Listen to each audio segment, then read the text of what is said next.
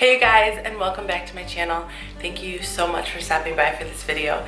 Today I am going to be sharing with you a video that I have been thinking about and prepping for quite a long time, almost 2 months, ever since my wedding, which was on May 7th. So I have just been brainstorming for this video ever since then. So as you can probably tell by the title of this video is going to be all about my wedding experience and the tips and advice that I have picked up along the way, and I kind of wish I would have known before the day of my wedding so I could have been better prepared for it. So my hopes for this video is that if you are planning a wedding or you know someone that is planning a wedding, that this video might be beneficial and might help you out in some ways. So let's get started. So my first piece of advice isn't anything that probably is new to you, but it's very, very important, at least for me it was, and that is creating a timeline. And I have always been really good at organizing things and being very detailed with stuff, so my timeline was excessive, it was extreme. That's what I heard from pretty much everyone that I showed it to, but it worked, and I'm happy that I really took the time to think of a very good amount of the details, and seeing how much it helped the day of the wedding, I am so glad that I dedicated the amount of time to this timeline, to creating it as I did. So I'm going to leave a screenshot of my timeline just so that you can make sure all of your details are covered. Of course, my timeline isn't going to be like the cookie cutter timeline for everyone's wedding, but I figured it might help some of you. So I'm going to insert those pages here right now. So I didn't really explain what this is. This is the day of the wedding timeline, from the beginning of the morning all the way until the end of the night. And when I first began working on this, I was very stressed out because I didn't really know where to start and how to begin this. And so that's why I decided to leave this in here, just in case you wanted to screenshot this for any ideas and make sure that you're not missing anything in your wedding timelines.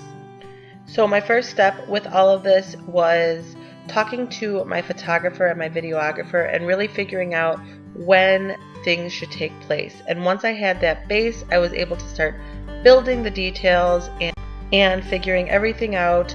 But what really helped this process was starting with the photographer and videographer and getting those initial main ideas worked through and planned. Okay, so that is my timeline. Like I said, I know it is excessive and it is very detailed, but it's what worked for me. I honestly started creating that about a month before the wedding, and then each week I would add more stuff or take stuff out if I needed to. So just in conversating with the vendors and my bridal party is when I figured out if I needed to add or delete. So once I felt that it was finalized, about a week before the wedding, I sent that document out to each one of my vendors and the entire bridal party, our parents, the parents of the children that were going to be involved in the wedding, and then each of the bridal party members, including the ushers. And so everyone had a general idea of what was going to be taking place. The one thing that I wish that I would have done with that timeline is given it to one of my bridesmaids and then had Matt give it to one of his groomsmen and just asked them to make sure we were on schedule and on time for everything that was planned for that day. So even though I had a copy of that timeline out at the hotel the morning of the wedding, it was still really hard to remember for myself to check it and look at it and make sure we were on schedule, and sometimes I would forget. And unfortunately, we did end up missing a few things, a few important things that I was really hoping to get done that day. So for example, one thing that we were not able to do is get the formal photos of myself and the bridesmaids, and that was something that I really wanted to do. We did get quite a few pictures of us getting ready at the hotel, but we spent so much time getting ready and we kind of lost track of time at some point, and we weren't able to go outside and take those formal photos. Other than creating a timeline, which I think is extremely important, I would also definitely suggest to give that timeline out and have 1 or 2 people just be in charge of the time and make sure that you are on track. As the bride, you want as much stress lifted off of your shoulders as possible. And so not having to think about the time or think about what's next or whether or not you are spending too much time in one part of your day, it's better to just give it off to 1 or 2 of the bridesmaids and have them make sure that you are staying on schedule with everything. I think that would have really changed a lot during the entire day, and so that's one thing I really wish I would have done. So there's my second piece of advice for your wedding. Moving on to my number 3. My next piece of advice is to start early. Start earlier than you even think you need to start. So Matt and I had our rehearsal dinner at the hotel, and then we stayed at the hotel on Friday night.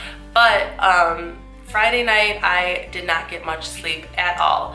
I don't know if it's completely normal, probably is, but I was awake at probably 5 a.m. and I did not have the plan to start the day until 9 a.m. So I had such a long gap of not knowing what to do. And I really wish that I would have started earlier. I wish that I would have started earlier, and I wish I would have had my bridesmaids arrive earlier. So instead of starting at 9, if I could go back and change some things up, I probably would have had us start at 8, possibly even 7:30, because that morning was so rushed. Like, at first we were relaxing and we were just having fun, and then when we started getting closer, it was like time flew by. And like I said, we didn't have much time for some things that were important to me.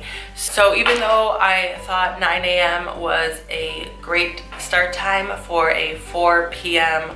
ceremony, it really wasn't for us. I definitely recommend to start early. Even if you think you are starting too early, like I said, you probably won't be able to get much sleep or sleep in at all that day. So you're already going to be up, you're going to have your adrenaline building, and so you might as well just start the day earlier and have some more downtime right before the ceremony starts, instead of like being frantic and going crazy trying to get last minute stuff done. So yes, my third tip is start early. Start earlier than you think you need to. My tip number 4 is to have a gap between your ceremony and your reception. So our ceremony started at 4. It was about a 30 to 45 minute ceremony, and then we had our cocktail hour start at 6 p.m. And I originally was thinking that an hour and 15 minutes, an hour and 10 minutes was more than enough time to get the after the ceremony photos done. But to my surprise, it wasn't. We really could have used more time. And originally when I was planning the wedding, I really didn't want a huge gap in time, just because I was thinking about my guests, like what are they gonna do if I have more than an hour gap? And in reality, your guests will figure out what to do on their own. After the ceremony, we were rushed off to do photos, and the photos were fast. They were quick moving and everybody was on pace, but still there were shots that I wish we would have gotten, and we would have gotten if we had more time. We actually ended up missing our entire cocktail hour because of the photos. Our photographers were so awesome, and they knew how important the photography aspect was to me and Matt, and so they really made sure that they got a lot of what I was asking for. Like I said, there were some photos that we missed taking, but we did get a large chunk of them. Unfortunately, it just cut into that cocktail hour. So we weren't able to enjoy that, which Matt and I were bummed out about. Now, looking back, I really wish I would have had a 2-hour gap in between the ceremony and the cocktail hour, just to give us time to complete our pictures. So even though I'm sure you don't want to make any of your guests feel bored or not know what to do with their time, just try to concentrate on your day. It's your wedding day. It's something where you can be as selfish as you need to be and nobody should question it. So take that time in between the ceremony and the reception. Don't rush it. Don't miss out on your cocktail hour like Matt and I did, and just be selfish, really.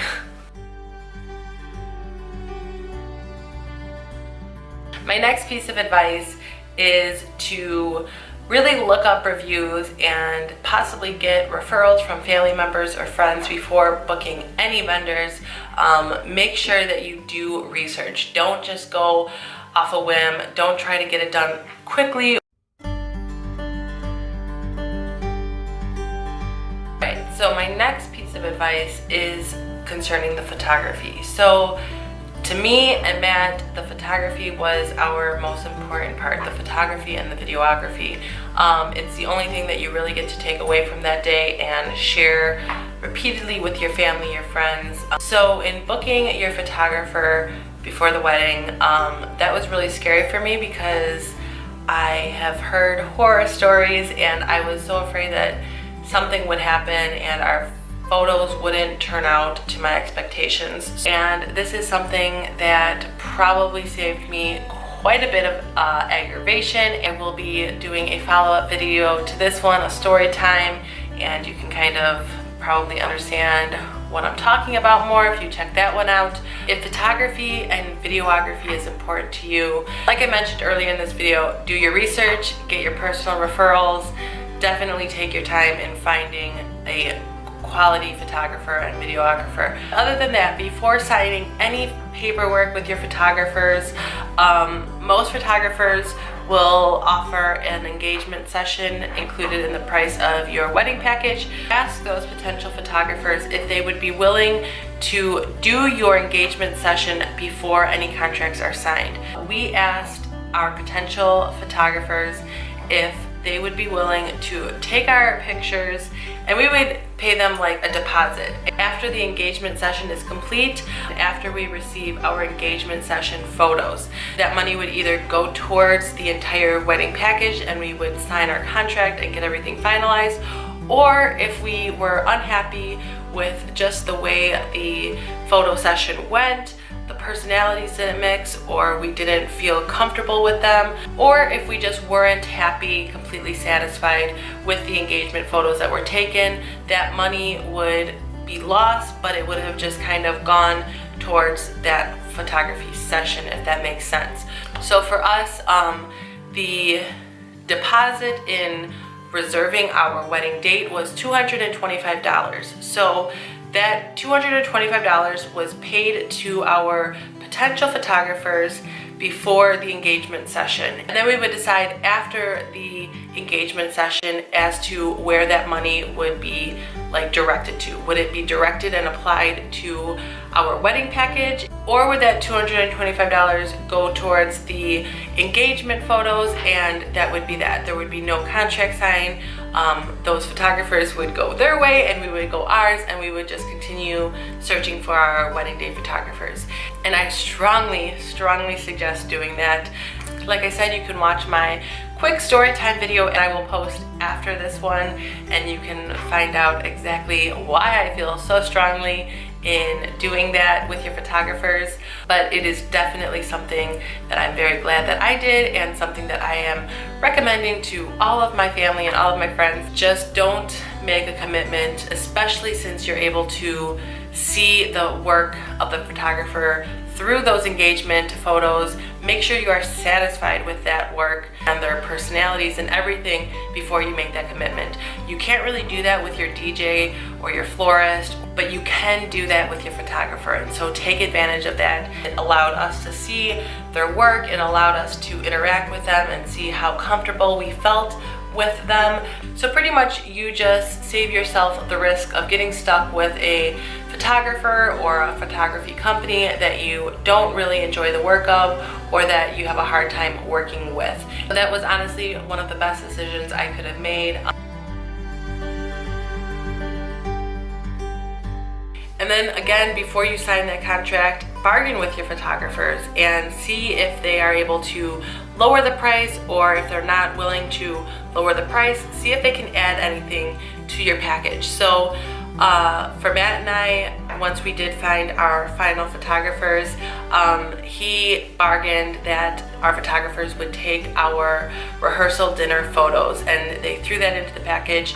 They did not really lower the cost of the package at all, but at least we got one extra benefit thrown in. Whether it be your rehearsal dinner or your bridal shower or something else. If you can think of something else that might be important to you, just see if they will throw it in.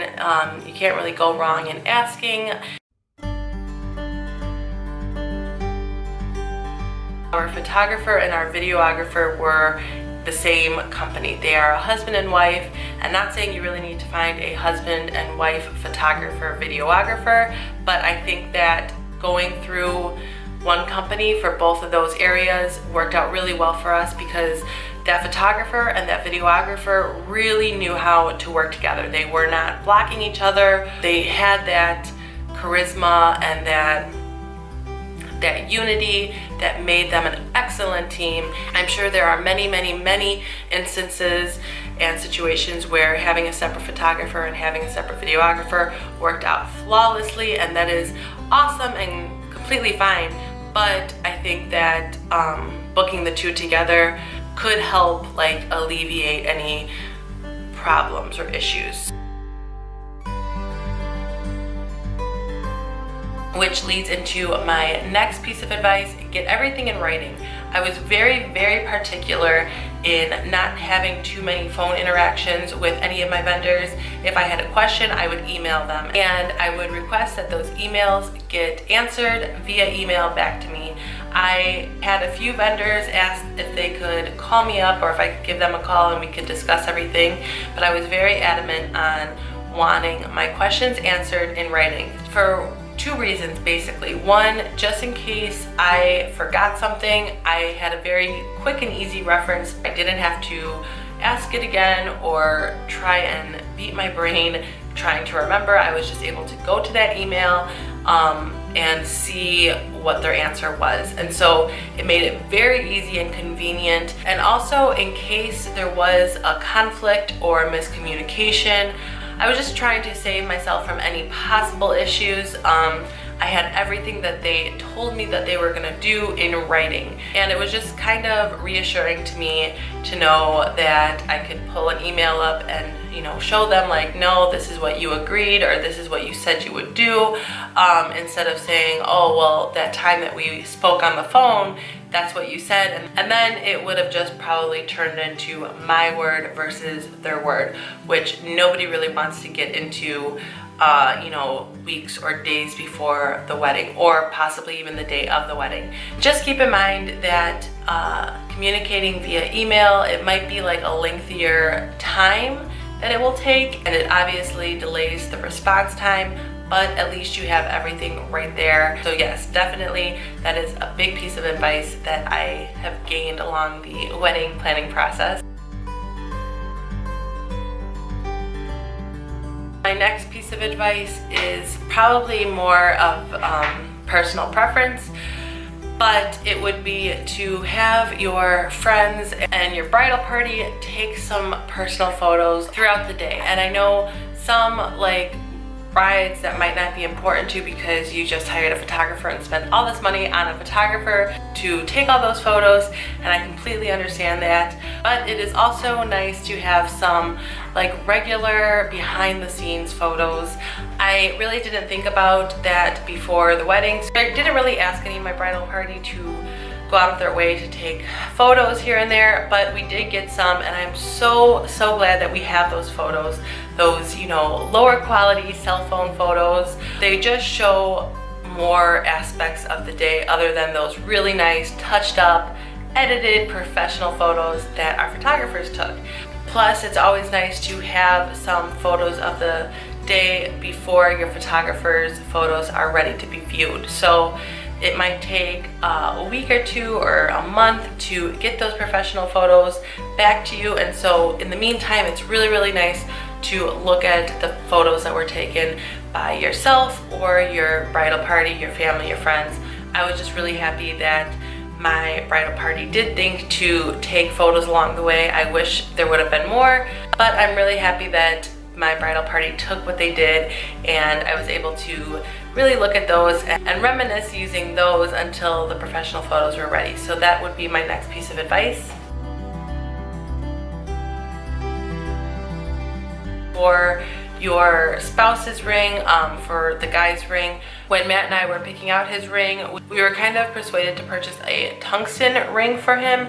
Like I've mentioned in the past, he is a garage door technician, so he is constantly working with his hands. So we were kind of told that this ring would hold up through all of the wear and tear that Matt might put it through with his job. The tungsten ring that Matt picked out had a strip of diamonds, and maybe the tungsten rings that don't have the diamonds, maybe those are great quality and they would stand the test of time. But with our experience with the tungsten ring with the strip of diamonds, I just warn you to steer clear from those ones. No tungsten rings with diamonds. That is my next tip.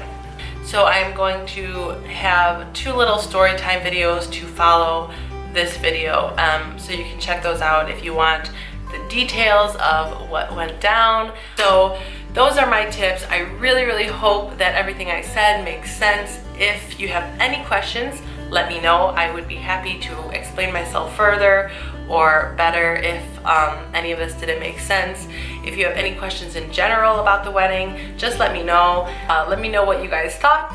And if you have any suggestions to share, just leave them in the comment section and we can all learn from each other and make this a really positive place. So thank you guys so much for watching. I really appreciate it. If you are not subscribed to my channel, please make sure to subscribe and join my YouTube family. And also, of course, make sure to check my bottom description for all of my upcoming videos. I have so many listed down there. I'm actually getting overwhelmed by how many videos I have planned to film. So check that out, see if there are any that you might be interested so you can stay tuned.